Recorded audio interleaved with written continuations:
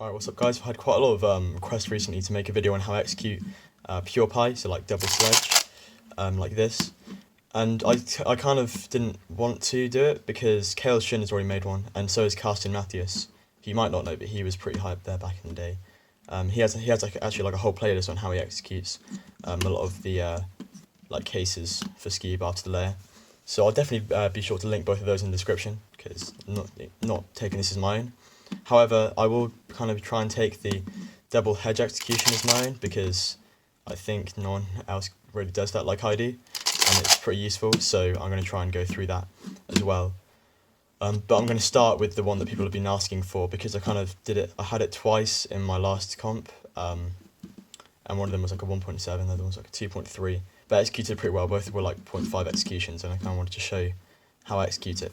So the starting grip is different, so rather than normally having your thumb on this front face here, your two fingers on this top face here, and these two fingers, or mainly just your ring finger, your pinky doesn't really do anything on skewb.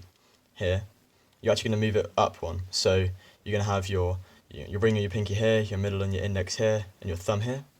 Then that means you can just do a downward movement like that, and it's not too bad of regrip, just bring it down. Then you'll notice once you're here, you can kind of push, so I guess rather than kind of thinking of it as an R, you want to kind of think of it as an L, like a wide L, I guess, like that, because that's how you want to be executing it, like that. And then you'll notice if you're holding this correctly, or the way you'd want to hold it for this, your ring finger should be right here, hovering over this corner here, this top left corner. And what you can actually kind of learn how to do is try and do like a pull motion with this finger, like that, like that. This comes in useful a lot. This actually finger trick actually brought down my global, and I'm not joking. It actually brought down my global with this finger trick, so you can apply it to so many different algs.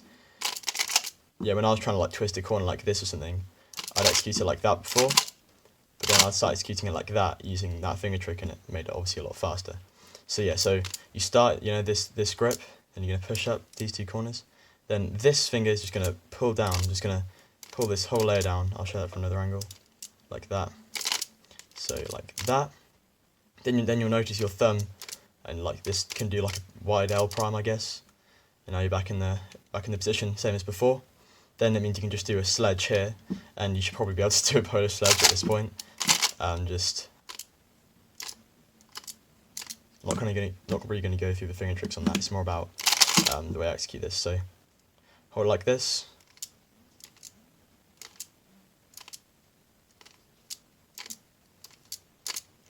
Like that.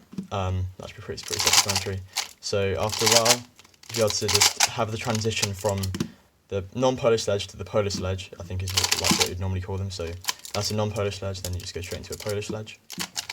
You should be able to do that pretty well. For some reason I can't right now, but there we go. But yeah, you can execute it pretty well and pretty fast. So that's definitely a really, really good one to know.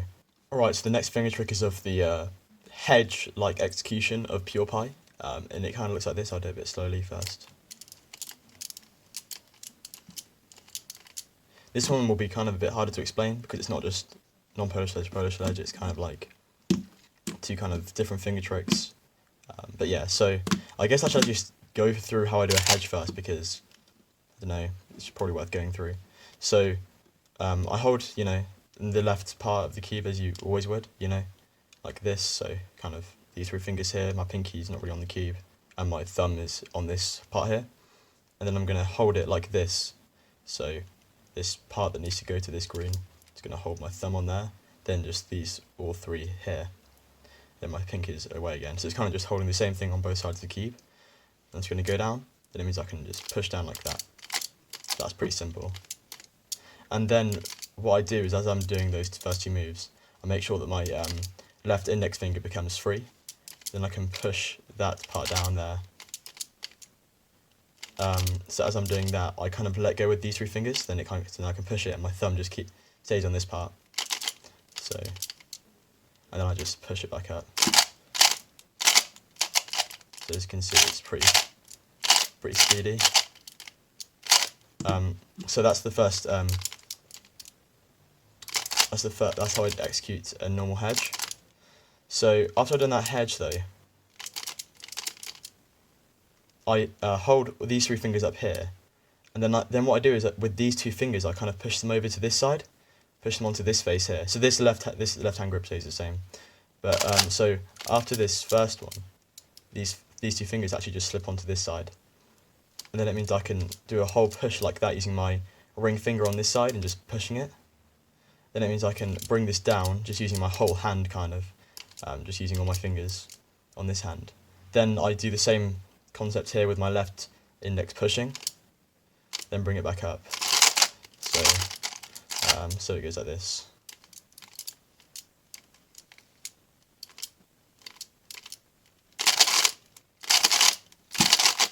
So it's really fast, as you can see, and not many people do it, and I think it should be done, because if you start here and you have to do pure pi, you have to do a full Y2, which is really slow. You don't want to be doing Y2, you don't want to be doing too many rotations in skewb.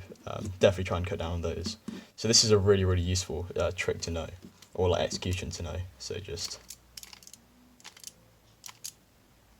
and then just notice how these 2 fingers come down, and so it goes from, my ring finger goes from holding it by the tip to holding it by like this whole part of my finger here. Then it means I can push forward here, then hold down the whole part down, then flick with my left index, then bring it back up. So yeah, that's the whole video. I hope you enjoyed. Quite an easy, quick video to make. If you want to see more like skewb finger trick videos, just give me some like examples of stuff you want to see in the comments, and I'll hopefully try and do them, because it's the summer now, so I can do quite a lot of videos. Alright, thanks for watching.